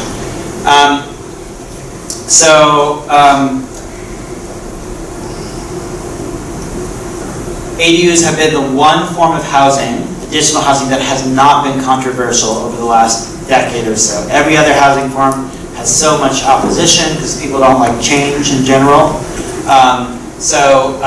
But ADUs are discreet. Nobody notices that they're there, so people are cool with it. And so Portland has said, we're going to double down on ADUs, and we're going to allow for people to have 2 ADUs on a property, one detached, one attached. This is a code that's going to probably pass City Council this winter and go into effect this spring. This is something that Vancouver, BC already allows. Seattle is exploring this right now. So this is something that might, eventually be an option in other places in the country as well. I have kind of a prescription for municipalities to consider if they want to see more ADUs built, and this is kind of the prescription in a nugget, but it's all kind of laid out in the book in Chapter 11. In summary, the preconditions of an ADU movement, though, before you can even think about all those other, the diagram that I just showed you, are the following. So if these don't exist, ADUs cannot happen. Number one, there needs to be an affordable rental housing crisis. Two, there needs to be a predominance of single-family residential zoning. Three, there needs to be political leadership. There's going to need to be changes within the code in order for ADUs to have any chance of taking off. Number four, there needs to be flexible zoning and flexible development regulations for ADUs. And I go into that in a lot more detail. We'll talk about that in a minute with owner occupancy. Five, faith in government or permitting office transparency. So you have to have a permitting office that's willing to kind of explain what the rules are and help you kind of understand how that applies to your property. And lastly, you need to be able to access sufficient capital to build these things because they're expensive. So that typically means there needs to be a lot of land value inflation as a result of the affordable housing crisis in order to access sufficient home equity to pay for a portion of construction. If you're interested in learning more about ADUs, a really good resource is accessorydevelopments.org, which is a volunteer-run website with a lot of really good granular information about ADUs that have been constructed, interviews with homeowners who built them, the cost of development, the different types of ADUs that are out there, garage conversions, basement conversions, additions, etc. You can filter by type, read the lessons learned from all the homeowners who've been through the process. Building an ADU is a website that I have that has my book, a web course about ADU development, and other great resources for you if you're interested in this topic. And the book, lastly, is right here, right now, for a discounted price. You'll never see it at this price again. So if you're interested in the book, get it here today. So because there's been so much interesting questions about short-term rentals, I'm going to go up and pull up a slide that I showed earlier today and talk about that issue in a little bit more detail. That's not the right slideshow.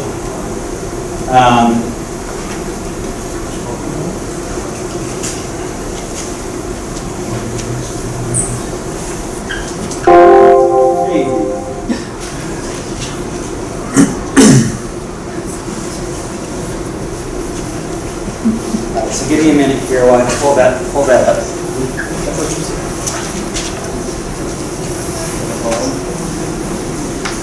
It's dying. I'll get this presentation up.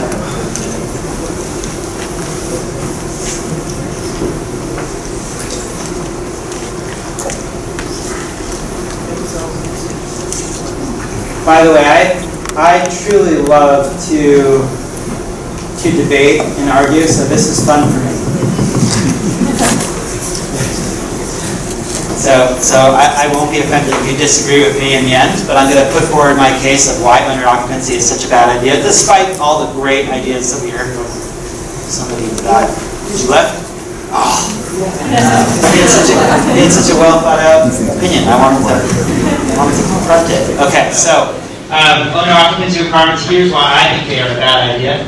Owner occupancy requirements, if you are an appraiser, you will you may choose to undervalue the property as a result of the deed restriction that comes along with owner occupancies because it's limiting the attractiveness of the property to potential buyers. In other words, potential buyers who are choosing to buy that property would not want to buy that property if they cannot potentially rent out both units.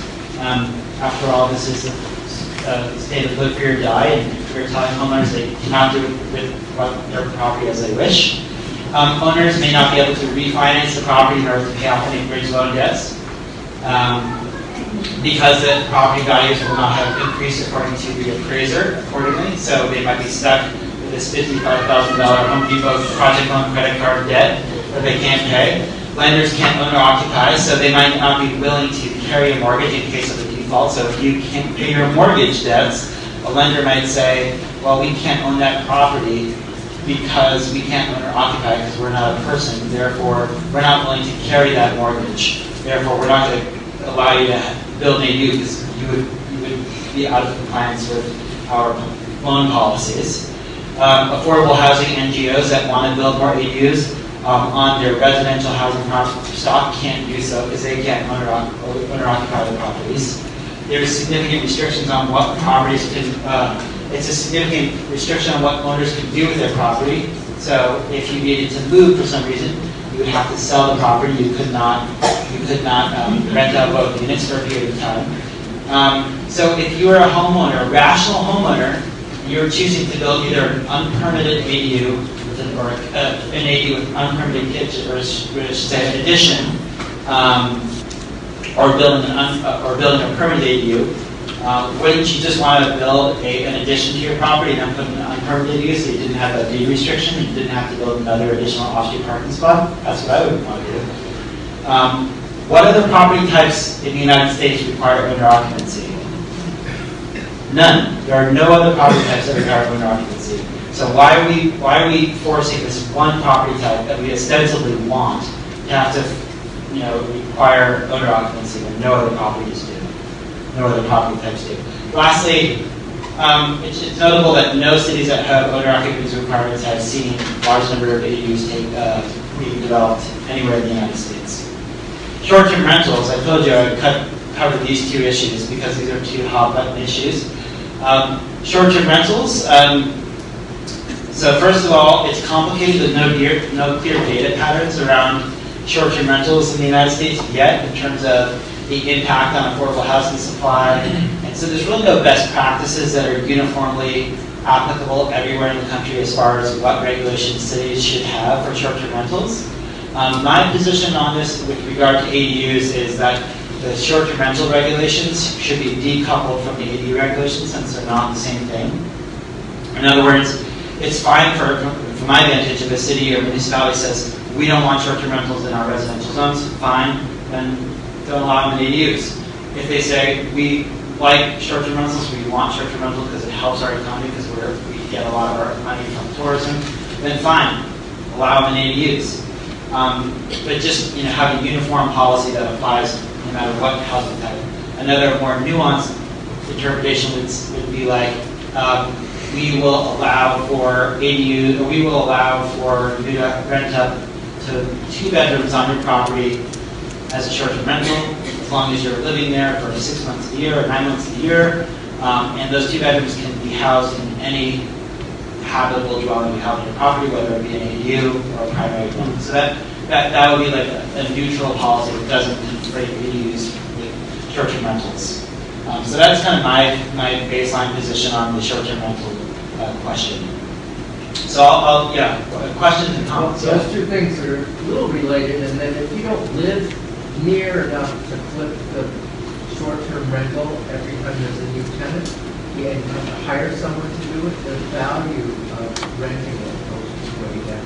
The costs of maintaining it are close to the cost of renting it unless you can rent it a lot. Yeah, so it may not make sense financially to have a short-term rental for one reason or another. And just as an illustration of that, at least in Portland, there's a really strong tourism market for 4 months of the year in the summer, and no market the rest of the year. So it's like not a good market, not a good idea to have a short-term rental from October to May, no matter where you are. But it's a great idea to have an extra hotel room on hand if it's May to September. Question there. I was just going to add, you said you might be able to have enough time to touch on the 2-story. Oh yeah, I can touch on that if you want. Yeah, and is there a maximum occupancy of an ADU? I mean, do they say that or is it just how many people can tolerate to live in a space that's 800 feet or less? Why don't I have a planner come up to help answer some of the questions at this point, and he can answer those 2 questions. And so maybe the first question you can answer is, right now, if I wanted to build a detached ADU and it was allowed on my property, could it be 2 stories high? Or what's the height restriction? The height, 11 of the regulations require that it be smaller, sort of similar to what Cole mentioned. It should be smaller and secondary to the primary residence. If you've got a fairly large single-family residence, 2 stories, your accessory dwelling unit can be fairly large. There are some regulations on, I think maximum height is 16, might be 16 feet. I didn't take a look at that. I didn't my notes. So, but I think it is all based on the size of the primary residence. In terms of square footage, there's no minimum square footage requirement. There's previously 300 square feet. Now there's no minimum requirement. No, the building, the building code does have minimum habitable space requirements. What about the maximum? The maximum is, it's a sliding scale up to 1,500 square feet for the primary residence. You can go up to 50% of that, so 750 square feet. From 1,500 to 3,000 square feet, it drops down to 25%, so it's still in the 750 range. If your primary residence is over 3,000 square feet, it's 25% of that amount. And then the occupancy portion, I just wanted to ask if there's a maximum on how many, or if it just... I don't think, there's nothing in our ordinance about the number of people explicitly. We do have parking requirements. There's a minimum of 1, a maximum of 2 additional parking spaces for the ADU. Just to go through this, we do have the owner occupancy, and in Lebanon we require a covenant to be recorded for the property owner, so that it reminds them and it alerts potential buyers that there is an owner occupancy requirement. It could be either of the 2 units, but there is that owner occupancy requirement. It must be attached or within, carved out, if you will, to the primary residence, unless your lot size is conforming for whatever district you have a conforming lot size, then you can have a detached ADU also. And the structure that the detached ADU is in must ordinarily be, it must be conforming with respect to setbacks. If it's a pre-existing structure that's an old carriage house that's next to a property line, you can go through the process to convert that without having to remove the structure. There's a sort of an arcane piece of the state law that if it's an attached ADU, there must be an interior doorway connection between those 2 units. It doesn't say whether it has to be locked or not. There has to be an interior connection. And that's part of the state law. The ADU, an attached ADU must share utility connections with the primary residence. Detached must have its own separate utility connections, and that's sort of the public works requirement. As I mentioned, the size is based on a sliding percentage of the primary residence, but there is no minimum size. The height, the scale, the massing, again, has to be sort of proportional in relation to the primary residence, so that the ADU doesn't tower above your, in the backyard doesn't tower above the primary residence in the front of the property. It ordinarily cannot be taller. Any additional entrances that are required or added to facilitate access to be on the side or the rear of the primary structure. You can't put a second front door on the front of the house. At least 1 additional space and maximum of 2 additional spaces for the ADU. And then there's the requirement for zoning and building permits are required, and the CO will specify that it is an ADU. It's a single-family residence with an ADU, not a 2-family residence. And that goes back to that owner occupancy requirement and making sure everybody's on the same type of page. Chris, I don't know, sorry, Chris Kennedy, do you know if, on the spot. Okay. Does a 2-family have different code requirements that a 1-family? I was just going to ask Steve if he knew. I've been actually wondering about this for the last couple of weeks because we have a project that... I'll have to check my data. The only other thing that I would say is that we've had the voters and the council approved ADUs in 2013 ahead of the state requirement of 2016. At that time, all ADUs were required special exceptions, regardless of which zone we were in. As a result, between 2013 and 2016, we had a grand total of six properties that went through that special exception process to create an ADU. Most of them are actually in outlying areas. They're not in town where we theoretically want them. In 2018, the council and the voters approved the change so that in zoning districts where two-family is a permitted use, we changed the ADU so that it's also a permitted use. So the thinking was that it shouldn't be more difficult to have a single family with an ADU than to just turn that single family into a two-family. As a result, we don't have an easy go-to resource to know how many ADUs we've got now. We can't just look back at zoning board approvals and see how many we've got. I don't know off the top of my head, I don't have the statistics as to how many more have been created just in the last 9 months since that change was made in January. But I know that as a topic of discussion, it is much more prevalent. We've had many more questions. How can I do this? What can be involved? And right now, it's for areas, for zones where it's permitted use, it's just a building permit. You submit the plans, you're adding an addition, you're carving it out. It's just a building permit process. So it's not an extraordinarily long process. It's not much more difficult or expensive than doing an addition to your house. The detached units, I'm not aware that we've had anybody actually go out and build a detached structure for an ADU.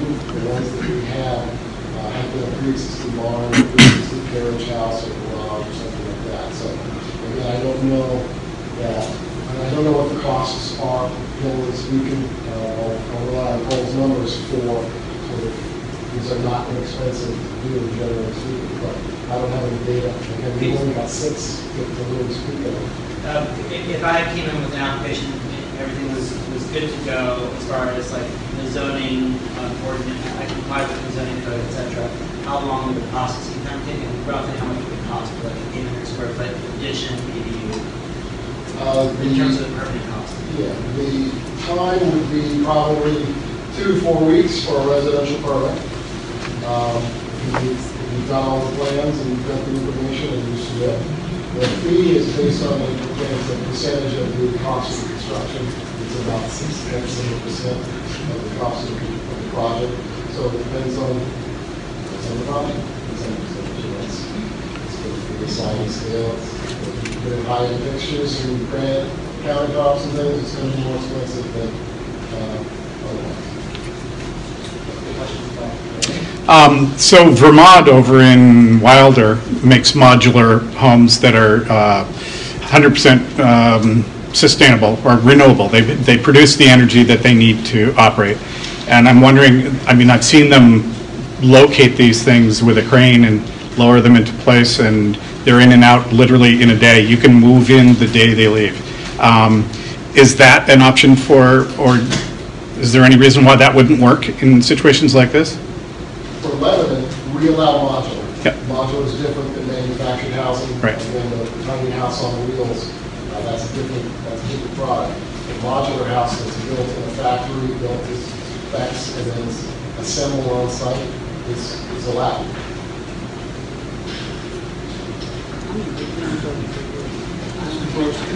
They're awesome. If you have a house with 3 bedrooms, your septic system is designed for 3 bedrooms. If you add one of these, is your septic system too small now? You have to, that's one of the other requirements. You have to get you may have to upgrade your septic system if you're adding load, and that goes through the BDS process at the state level. So if you're carving out one of your bedrooms and splitting that off and making that an ADU, then you may not be increasing the load per se, so your septic system may be fine. If you're doing an addition and it would be a 4th bedroom, but you're going to call it an ADU, you may have to upsize your system to some extent. From TES, you may have to upsize, you have to have a permitted plan. Okay. You have to have an approval, you have to go through the process. Right. You don't have to necessarily build it, you have to have an approved plan. Okay, thank you for that clarification. Let's go 1, 2. Thank you so much for your presentation. This was so expansive. The most expansive presentation I've heard on this. I guess if you were to bring if your community or your town, your select board or your local organization is interested in ADUs, you wanted to form a committee, who would you recommend the players that could be at the table, particularly as it relates perhaps to an affordable housing initiative? I'm really interested to when you were talking about innovative funding structures and your policymakers sort of coming out to Portland to take a look. I mean, I think with respect to Lebanon and White River, most of us, we're in 2 rural states. Most of us live in rural residential, as so it's called. And as a result, to be able to organize sort of the commonalities between all of the ADUs we want to build would be a challenge because each of the housing stock is so different, and there's a lot of challenges with them being from literally 1800s movies and having other costs driven into. So I testify, apologies, but who are the players who need to be in the room? Yeah, that's a great question, because I think that's fundamental for, like, apart from the, the prerequisite, the preconditions of the ADU movement, which I rattled off before. I think, best practices would be to have an ongoing group of people representing different aspects, which I'll get to in a minute, who those players would be, to represent all the different facets of ADU development, such that they can continue to, you can continue to confront the many barriers that they will deal with as they become a more popular housing form. So the fundamental players would be having builders at the table, green builders, meaning like people who are interested in green building, designers, city planners, lenders, realtors, appraisers, maybe, really need appraisers right off on the outset, but it wouldn't hurt. Those would be the primary actors. And then, if there's like any kind of other governmental body that has an interest, whether it's at the state level or at the regional level, I think that would be a good player to have involved to bring credibility to the group. So, and get more specific, I'd say the convening body should be a governmental agency to lend credibility to the process, and that each of those stakeholders can bring their own expertise to the table and collectively tackle the many issues that are going to come up as far as understanding what the zoning barriers are. Like, is owner occupancy actually a real problem? If so, what do we do to tackle this? Because obviously there's people who don't want to drop that provision, right? Or maybe that's not, maybe strategically that's not the one to, maybe you work on minimizing the rear yard setbacks first, because that's not controversial, and that's in fact a big push according to me. So there might be strategic things you work on politically. There might be strategic things you work on in terms of awareness building activities like this one. There might be other things like those tours I mentioned, or other kind of educational classes or workshops that might be offered.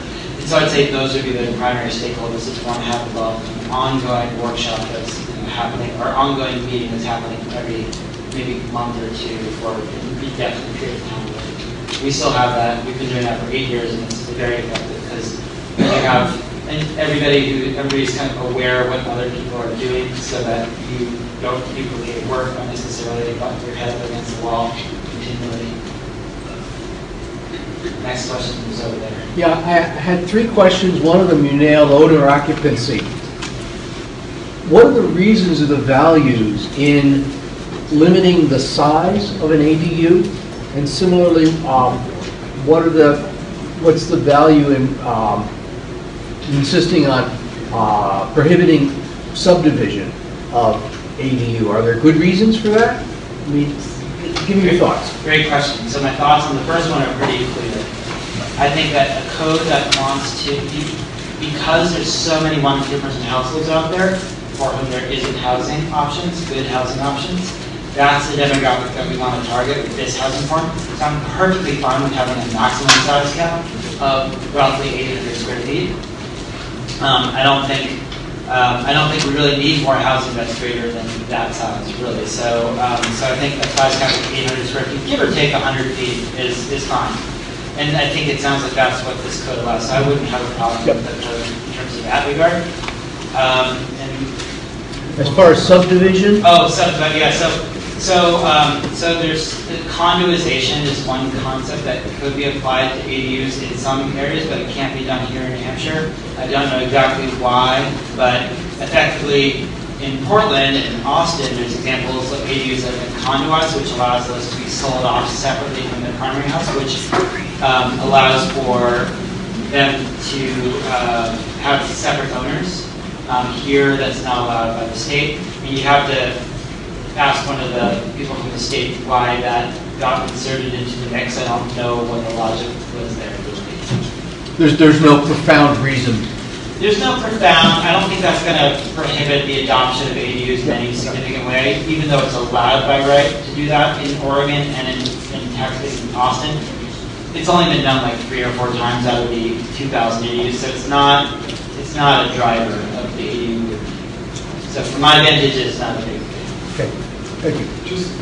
Let me just add to that, to the second question about sort of the reasoning for the size limitations. Yep. In the Lebanon ordinance, again, part of the purpose statement is that the intent is that the property remain essentially single family in nature and character. So again, part of what Cole mentioned in the outset is that this is almost invisible in a lot of cases. You don't know that it's there. And all of a sudden, there's a second front door on the building, the barn or the detached structure in the back is considerably larger. Then it breaks up that character. It breaks up that mass, and it gets out of the character of that single-family nature. And that goes to some of the issues of sort of palatability of this as a use. We talked a lot about general occupancy piece. Jonathan had these statements about the ownership piece, and that's part of what has gotten us to this point in terms of tolerance and acceptability. There may come over years and decades, people don't even know they're here, and they're not concerned about those issues. We're not there yet. Okay. I got 2 questions, and I'm not sure they're of any interest to anybody. But if you live in a house that's the size of an AC or ADU, what's the minimum size that an ADU can be? I don't think I've heard that with your... We originally had a 300 square foot minimum. Oh. We took that out. Oh. So right now there is no minimum. Again, the building code, the IRC, has some minimum requirements for habitable space. I think it's around the order of 70 square feet, which is for a room. Again, that's smaller than some of the tiny house structures in some cases, but there's currently no minimum. If somebody wanted to create a 70 square foot, 100 square foot ADU, and they could find they were willing to limit it themselves or find somebody else who was. There's nothing in our zoning ordinance that prohibits that. So my other crow-person question is, my house is in one town, and my extra land is in another town. So if I want to put the ADU in Lebanon,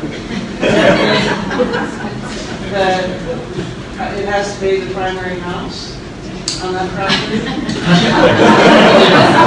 It gets a little complicated. The property that straddles a municipal boundary, it's up to the property owner as to whether that municipal boundary represents the property boundary or not.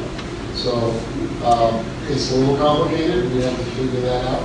But I'm not going to say right off the top of my head that it would be prohibited. I thought it just helped clarify the height provisions for Lebanon. It allows it to be as high as the primary residence, or not higher than the primary residence, measured at the E, but it also says if it's single story, not more than 10 feet measured at the E, which is right at the bottom of the roof edge, and up to 16 feet for a 2-story detached ADU measured at the E. So it expressly allows a 2-story ADU. Measured at the E. Right. Okay. So the roof could go up quite a bit higher, and You might have not quite full height walls at that outer edge, or you might, just barely, but you can certainly have the volume otherwise. So that's a good yes.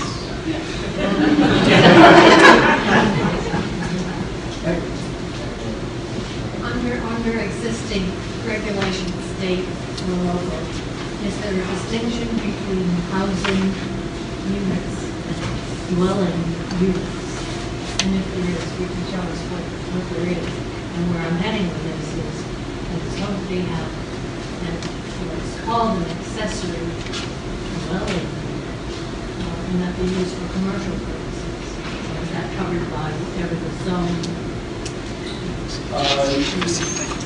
I'm going to say 11 of those are no distinction.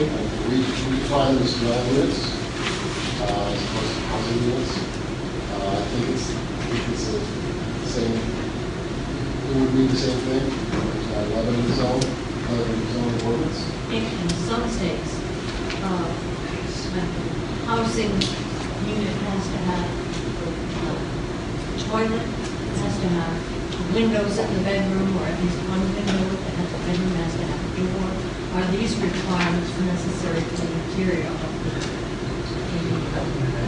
Yeah, when it gets into building code, it does, a dwelling unit, as Nicole mentioned, has to have independent cooking and cooking, sleeping, and sanitation. So it's got to have its own bathroom, or share one down the hall. It's got to have its own kitchen. It's a little bit loose on what the definition of kitchen is. Is it just a toaster oven, or is it like a way of doing it up? oven and the coffee maker? Yeah, right. And then it's got to have its own, I'm not aware that, again, in the zoning ordinance, there's no requirement that you have to door. It could be essentially a studio or loft type space. Then that gets into the building, that bleeds into the building code, part of that. And as to the use for commercial purposes, you have, Lebanon allows home businesses in, I think, all of its residential zones. And again, there's some criteria that it can't exceed certain thresholds in terms of employees, in terms of trips generated. Again, it goes back to that, the single-family nature of the property. So if you live in an ADU, if you have a home business, you can still have a home business. And you're not aware of the zoning ordinance in terms of a limitation there or a restriction, but it can't be a full-blown business. I think there's a question. Well, you go to make the last question too. We're 10 minutes over. My question is how we're keeping track on this. These are in our state, I'm registered for you. So we've already had to push back some towns said we don't want this here. It's not a transfer property. It is not mentioned in the covenants. So is it zoning? I mean, is it your code officer? Is it your assessor? Who's keeping track? The zoning administrator is involved in making sure those covenants get approved because that has to be done before the building permit petition. And I think the assessor gets involved because that goes into the record so the property going forward. So who's triggering the covenants after they need to have you written? Well, again, up until this year, all of our ADUs required a special exception, so it was built into that zoning board process. Now that we don't have that for every possible ADU, it's a good question. We're trying to, my association, we're trying to stay ahead of this. We still have a requirement for building permit, zoning permit, so it probably would be in that process. This is the same question, really, from Andy's purpose. Can you get rid of these things? If you're a homeowner, you want to sell your house, the buyer doesn't want the ADU, can you undo the covenant and just say, I'm going back to single-family house? Yeah, we would probably work with the city and say, okay, we're scratching off that restriction on the use. Give up the covenant, and we're back to single-family house. So it's flexible both ways? I would imagine, we don't have it. I would imagine it's not correct. Thank you. Doesn't have to be. So, very basic question, what is the advantage of getting an ADU designation versus just owning it additional to the next case? That's a great question. So, question was, what's the advantage of an ADU, single family with an ADU over two family? Or just having it, like calling it additional living space. So, and this will be the last question. So, what's the advantage of an ADU over additional living space? Well, in this case, additional living space doesn't come with an owner occupancy requirements. That might be an advantage of an additional living space over an ADU. And also size as well. And there's no size required, there's no size limitations. But an ADU would be independent unit, so you don't necessarily have to interact very much with the other person who's living on the property, which, so there's significant changes in how you can have flexibility with how you use that property. There's 2 housing units over the course of the lifetime of the structure. So with that, we're going to close it up. Mike, did you have any closing words? Yes, thank you. Thank you,